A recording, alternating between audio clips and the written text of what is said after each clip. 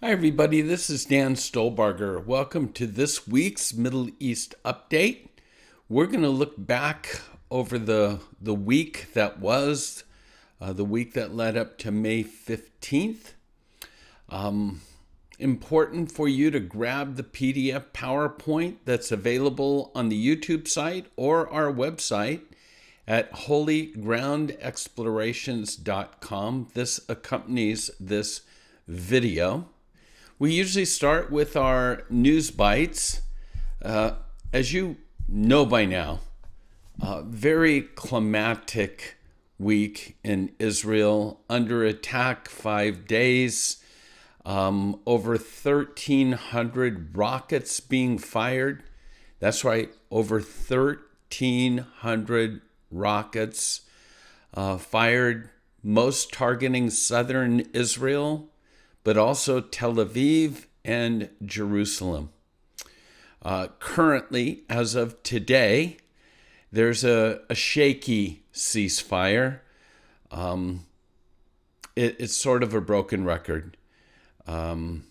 Israel, no doubt, is just counting down until the next Gaza conflict. This is our news bites, by the way. Hamas. Israel needs a new policy, essentially, to push Hamas out of its comfort zone.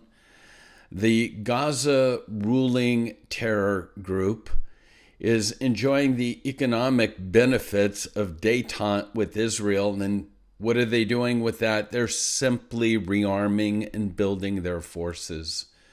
They're allowing the Palestinian Islamic Jihad to keep up the fighting. Later, there is an article that we know that they provided security and safety, a hideout for the leaders of that. But make no mistake about it, even in the Hamas charter, there's no peace. No peace conceptually. It's the destruction of Israel. That's the goal. I want to give a shout out to Congresswoman Ann Wagner, Republican of Missouri. I think it's Missouri. Last Friday, she called for the firing of Francesca Albanese, the UN's special reporter for Palestine, following her most recent comments claiming that Israel is just a nation that continues war crimes one after another.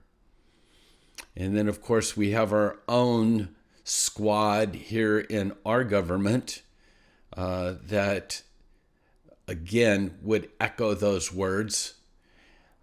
We'll get to that in a moment. And then finally, for Bibi Netanyahu, with everything that's been going on, in the past weeks, all we could talk about was judicial reforms and the sizes of the protest groups on both sides. Benny Gantz growing in popularity and numbers. But for Bibi, this is the storm before the cloud, this Gaza mess. Things are actually looking up for the prime minister. If he can finish, which he has, if this ceasefire holds, if he can finish Gaza with public support intact, if he can pass the budget by the end of the month, I think once again he'll be unbeatable. So that's our news bites for this week. We'll dig a little deeper into some of these items. The Palestinian Islamic Jihad Gaza update. Netanyahu sent this message to the IDF, the head of the Defense Department. Last night, we successfully concluded 5 days of fighting against the Islamic Jihad terrorist organization. Before starting the operations, Bibi says that he gave this directive to the defense minister and the IDF, and he basically said it amounted to two words: initiative and surprise. Bibi goes on to say, I congratulated the IDF Chief of Staff and yesterday with 2 words, well done. Indeed, the operation was perfect. We destroyed 17 jihadist command centers. We eliminated dozens of terrorists. We hit rocket and missile arsenals, and we took out anti-tank units.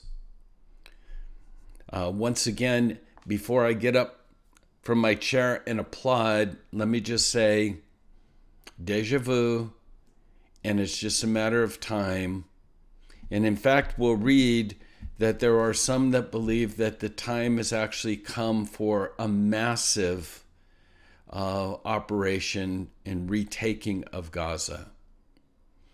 Before we get to that, more on what I mentioned in terms of Hamas providing hiding places for the leaders of the Palestinian Islamic Jihad during the 5 days of this offensive. Keep in mind, targeted assassination of the PIJ upper echelon. And so they were scurrying for cover, and Hamas was happy to provide that for them. This is the last report that I've read, that according to the IDF data, the Palestinian terrorists launched 1,468 rockets and mortars at Israel during the 5-day conflict. Many of them fell short, landed in the Gaza Strip. Some, up to 40, landed in the sea.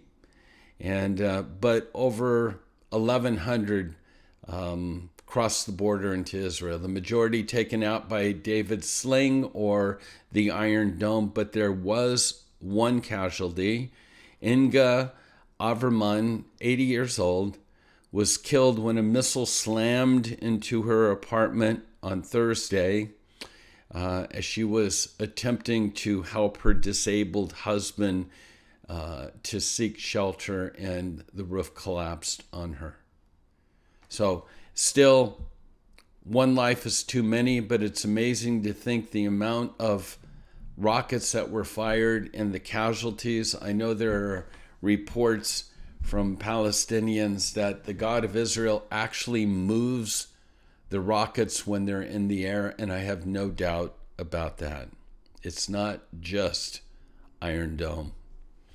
The bottom line with Gaza, as I mentioned, even though they're the extreme right, I think there's a growing sentiment that eventually there's going to be a need to reconquer the entire Gaza Strip to be a final sort of solution. Hate to use that word, but a solution to the repeated clashes with the Palestinian terror groups in its territory. The quote is simply this: the time will probably come to return to Gaza. We need to dismantle all of Hamas and demilitarize Gaza. I can remember, if you look at the photos here, I remember the days with Ariel Sharon, and when the decision was made to give up Gush Katif. And it was a civil war of T-shirts and colors in those days. Disengagement versus anti-disengagement. The orange of no disengagement whatsoever. It's ours versus the blue that would say we'll do anything and maybe this will give us peace. Looking back now, we can understand why the orange had not only the upper hand, but much to say, and what they were worried about is simply what has taken place. Thousands, tens of thousands of projectiles landing from Gaza into Israel. Okay, let's shift gears. Biden, the Iranian policy is an absolute joke. The Biden administration's is simply appeasing. It's an appeasement policies towards Iran, and it's contributing, that is, to the regime's increased revenue And where is that revenue going? Revolutionary Guard, terrorists, Hamas, Hezbollah, militia groups, and of course, the Iranian nuclear program. Under the Biden administration, sanctions against the ruling mullahs of Iran have simply become cosmetic and superficial. This administration appears to be turning a blind eye when it comes to the violations in regards to the sanctions against Iran, and thereby the coffers are being filled, and the reactions or the response is growing terrorism and hatred of Israel.